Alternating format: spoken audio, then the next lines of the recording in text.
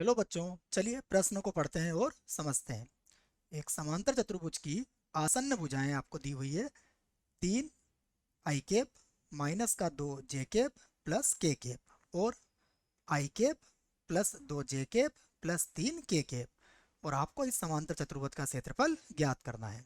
तो हमें ऑप्शन दिए हुए हैं यहाँ पर 2√3 वर्ग इकाई, 8√3 वर्ग इकाई, 6√3 वर्ग इकाई, या फिर इनमें से कोई नहीं।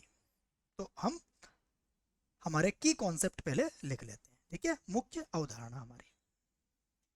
तो मुख्य अवधारणा देखो, पहली मुख्य अवधारणा होगी हमारी कि सदिशों में जो हमारा सदिश गुणा होता है, जिसे हम ए क्रॉस बी कहते हैं, ये क्या होता है? ये होता है सारणिक i cap, j cap, k cap. फिर आएगा A1, A2, A3। फिर यहाँ B है तो ये आ जाएगा B1, B2 और B3। ठीक है। दूसरा हमें याद रखना है समांतर चतुर्भुज का क्षेत्रफल। समांतर चतुर्भुज का क्षेत्रफल होता है समांतर चतुर्भुज का क्षेत्रफल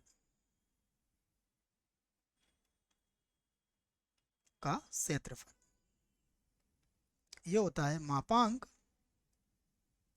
ए क्रॉस बी, जहाँ ए और बी उसकी संलग्न भुजाएं हैं। ठीक है। तो अब हम इसको हल करते हैं। देखिए, तो हमें एक समांतर चतुर्भुज की आसन्न भुजाएं दी हुई है। तो समांतर चतुर्भुज की आसन्न भुजाएं का मतलब क्या है? ये मान लो हमारे पास कोई समांतर चतुर्भुज है, कोई भी नाम दे सकते हो आप इसे, ए बी सी और डी। तो एक आसन्न भुजा आपको ए बी दी हुई है और दूसरी भुजा आपको बी सी दी हुई है। ठीक है। तो हम पहली भुजा को ए से व्यक्त कर लेते हैं। तो इसको हमने लिख लिया सदिश ए बराबर दिया है हमें 3 i कैप माइनस का 2 j कैप और प्लस k कैप। और दूसरी भुजा दी हुई है हमें सदिश बी, ये है i कैप प्लस का 2 j कैप और प्लस का 3 k कैप। ठीक है। अब हम क्या करेंगे, इसकी सारणिक निकाल लेते हैं, मतलब ए क्रॉस बी निकाल लेते हैं। तो हम निकालते हैं ए सदिश क्रॉस बी सदिश, जो देखो किसके बराबर होगा? ये बराबर होगा i cap, j cap, k cap. और अब देखो ए सदिश क्या मानता हमारा? 3 - 2 और 1। तो यहाँ लिख देते हैं हम 3 - 2 और 1। और फिर देखो अब हमारे पास अगला बी का मान क्या था? बी के गुणांक 1, 2 और 3। तो यहाँ लिख लेते हैं हम 1, 2 और 3। और अब इस सारणिक को हल कर लेते हैं। देखो, इस सारणिक को हल करने के लिए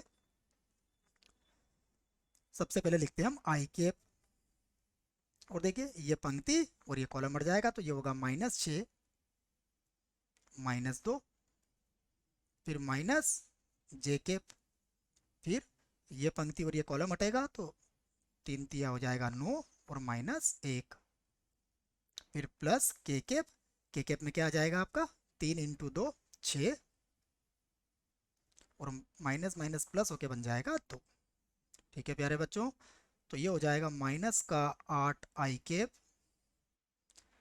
ये 9 में से 1 गया तो माइनस का 8 j कैप और प्लस का 8 k कैप।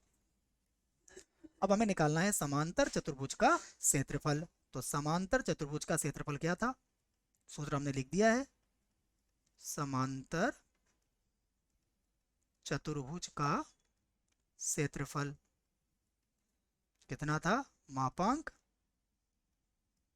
ए क्रॉस बी। तो देखो इसका मापांक क्या होगा? इसका मापांक होगा √-8 का वर्ग, फिर -8 का वर्ग और +8 का वर्ग। ठीक है।